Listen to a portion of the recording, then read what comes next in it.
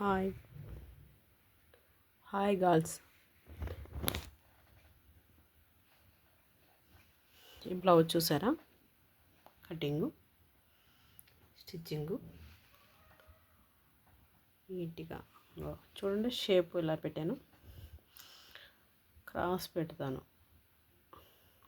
Stitching దీని మీద sorry, blouse అది సారీ. ఇది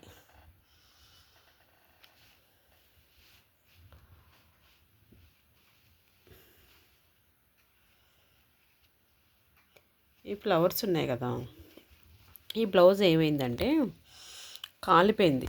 కస్టమర్ నా దగ్గర తీసుకొచ్చి కాలిపోయింది పిన్ని, దీన్ని ఏదో విధంగా సెట్ చేయవా అని అడిగారు.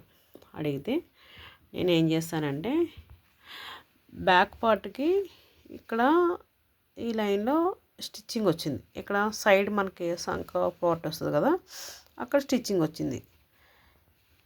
కటింగ్ వస్తే అది కట్ చేసి దానికి ముక్క జాయింట్ చేసి అది సెట్ చేశాను. ఫ్లవర్ హ్యాండ్స్ అయితే మొత్తం కాలిపోయాయి. 2 హ్యాండ్స్ కాలిపోయాయి. ఆ కాలిపోయినట్లో మొత్తం ఫ్లవర్స్ ఎన్ని ఇచ్చాడంటే 6 7 ఇచ్చాడు. 6 ఫ్లవర్స్ ఇచ్చాడు. 6 ఫ్లవర్స్లోంచి నేను ఏం చేస్తానంటే ఒక్కో హ్యాండ్లో ఫ్లవర్స్ కట్ చేసేసి సపరేట్గా ఈ హ్యాండ్స్ నార్మల్గా అందులోనే తీసేసి ఒక గమ్ పెట్టి అంటించాను. చూసారా? గమ్ పెట్టి అంటించాను. ఇలా అంటించి బ్లౌజ్ ఇగోండి చూడండి. 6 ఫ్లవర్స్ వచ్చాయి కదా, ఇంకా చూడండి ఇక్కడ 5 ఉంటాయి. ఇంకో 1 2 3 4 5 ఫ్లవర్స్ ఇలా వేసాను. చూసారా? ఇదిగో ఇలా 2 హ్యాండ్స్కి అంతే.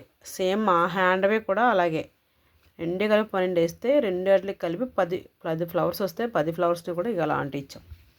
సరిగా గమ్ పట్టి అంటించాం అలా. ఇలా ఇది చూసారా?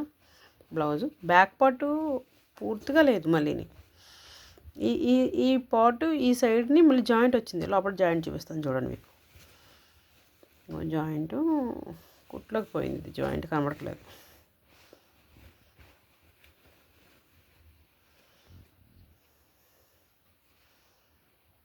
జాయింట్ కనబడలేదు. జాయింట్ ఇక్కడికి వచ్చింది. ఇది ఈ పార్ట్ జాయింట్ చూడండి, తలసరిగా కనబడుతుంది. ఇది ఇక్కడది జాయింట్. ఇది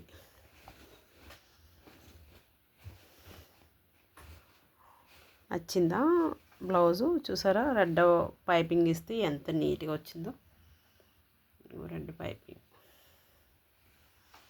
బ్లౌజ్ నచ్చితే లైక్ చేసి కామెంట్ చేయండి.